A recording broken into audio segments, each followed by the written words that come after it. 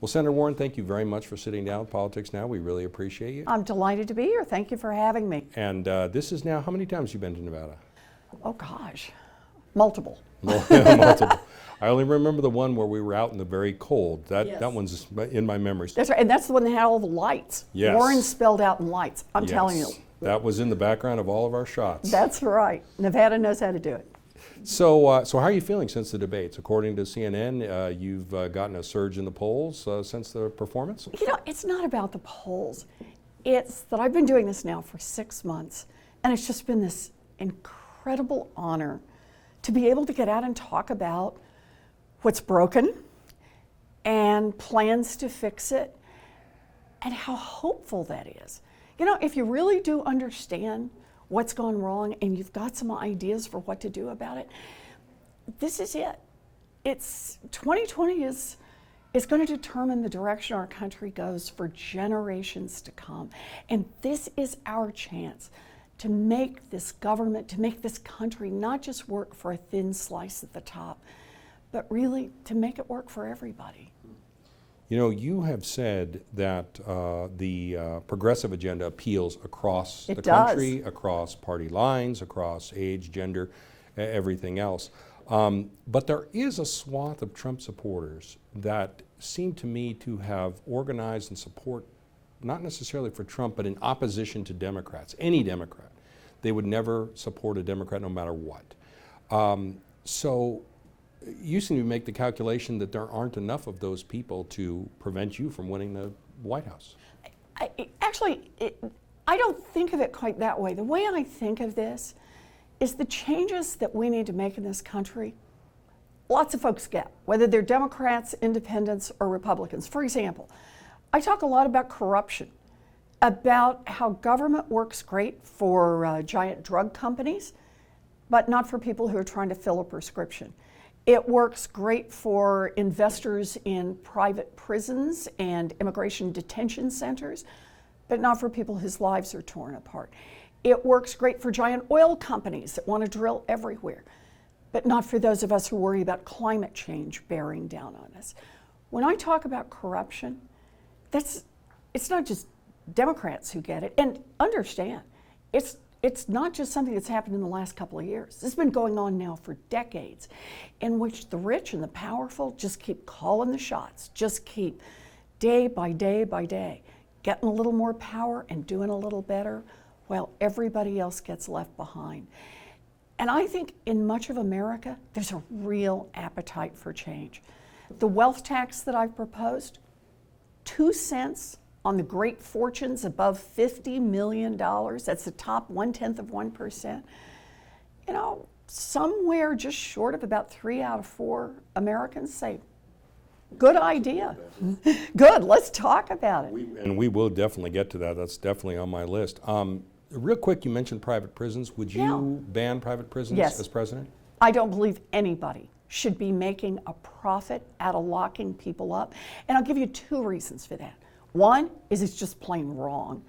But the second is you build a private prison and it becomes another industry that has its own set of lobbyists in Washington. I was just at Homestead down in Florida. There is now a group that gets $775 a day for every child held in that facility. Think about what that means. There's now a group of investors making money, and that means they keep saying to government, we don't need to make changes, don't need to make immigration reform changes, don't need to make criminal justice reform. Nah, if we really believe people need to be locked up, then that is a government function and it should be run by the government. You have also talked about lobbying reform. Yep. What would you want to do on lobbying reform? Oh, that's difficult, so isn't much. it? You bet it's difficult. Because I mean, it implicates free speech. You know, I should be able to go to you and say, Senator, support my company. No. Think of it another way. Let me give you a couple of pieces of how you can do lobbying reform. I believe that anyone who serves in the House of Representatives, in the Senate, serves as president, serves as head of a cabinet, is a cabinet officer or head of an agency, should be banned from lobbying for life.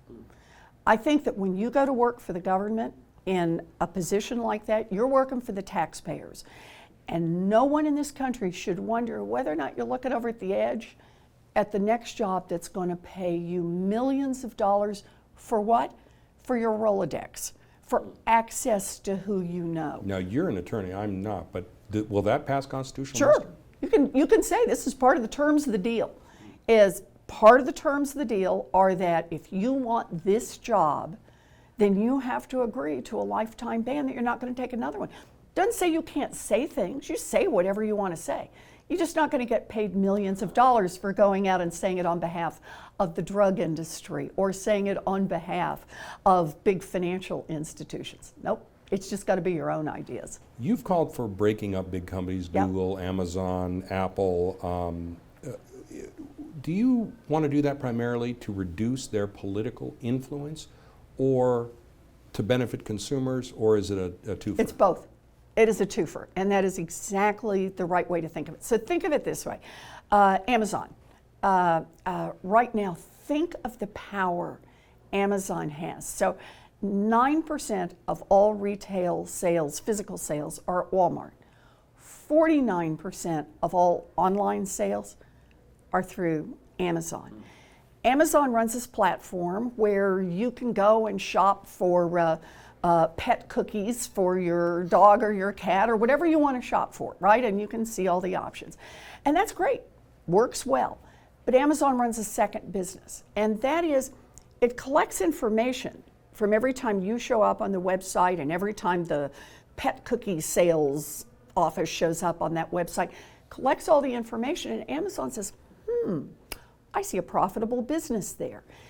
And so Amazon then can decide to go into the pet cookie business because it sees it's profitable and take the profitable pet cookie business, something somebody worked hard and sweated to build, move them back to page 7 where nobody will ever see them again.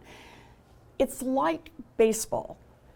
You can either be the umpire, run the platform, or you can have a team in the league, but you don't get to be the umpire and have teams in the league. So I think those things ought to be broken up. And would consumers benefit, you think? Oh, you bet.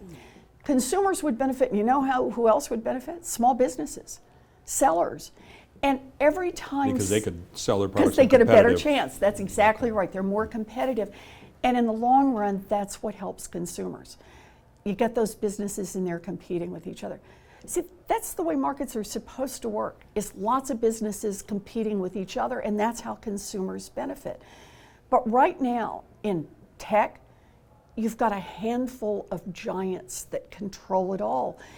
And as a result, they wipe out a lot of their competition before the competition ever gets a foothold. Same thing happens over with big ag, for example, in the agriculture industry.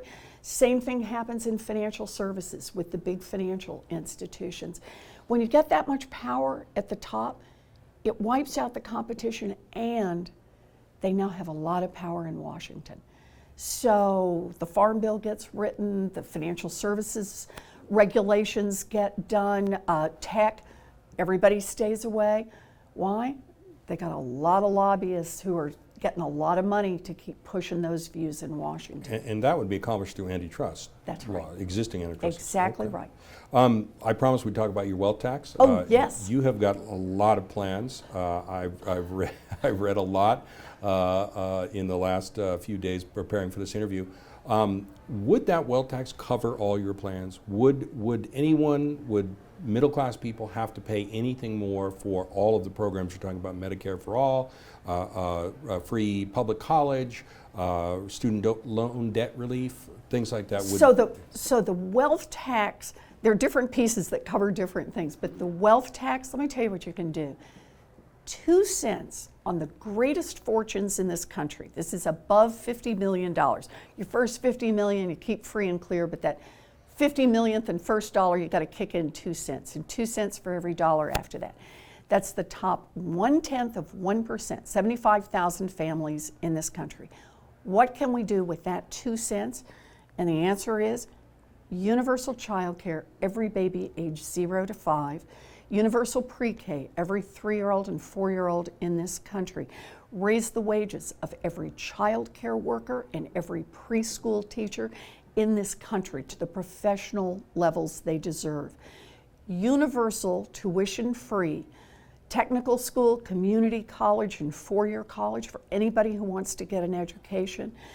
$50 billion to historically black colleges and universities and minority-serving institutions to level the playing field for them. Cancel student loan debt for 95% of the kids who've got student loan debt. Build a $7 billion fund that will help create equity for small businesses that are women-owned and minority-owned, and more and more and more. The point is, and this should tell you something about our economy, 2 cents on this tiny fraction of fortunes covers all of that. And to me, what's that really about? It's not just the dollars, it's about our values. Is it more important for us as a country to say that that tippy top needs to hang on to that 2 cents, or that we say, good for you, that you built a great fortune, no one wants to be punitive, but dang, you built that fortune using workers all of us help pay to educate. You built that fortune getting your goods to market on roads and bridges, all of us help pay to build. Put that 2 cents in so everybody else gets a chance in this country. And in terms of the middle class, would they pay any more in taxes? No, not on this. Not even No, no, for Medicare no. for all? Medicare for all is different. And the place you want to pause there is to recognize we're paying for health care now. We pay for it every time somebody goes bankrupt. We pay for it every time somebody cuts their pills in half because they can't afford the full prescription. We pay for it every time someone puts off going to the doctor to have a lump checked out, or fails to show up for a doctor's appointment because they can't afford the co-pays.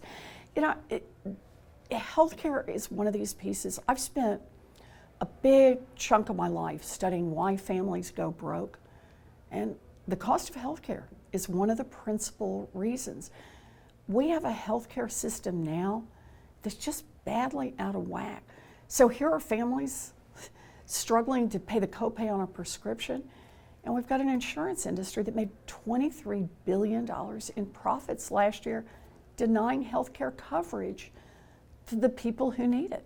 I know you're about ready to go on stage, so Yeah. so I will not keep you long. Just ask one last Sure. question. You talked a lot in the debate about fighting. You're going to Yeah. fight for people like you fight for your own family. The fight against corporations that have outsized influence. The fight against big lobbying dollars and all that. Is there room, you think, for compromise? Is there or is this just going to be a fight all the way? Oh, look, of course there's room for compromise. We got to find the right places, the right ways to make it work.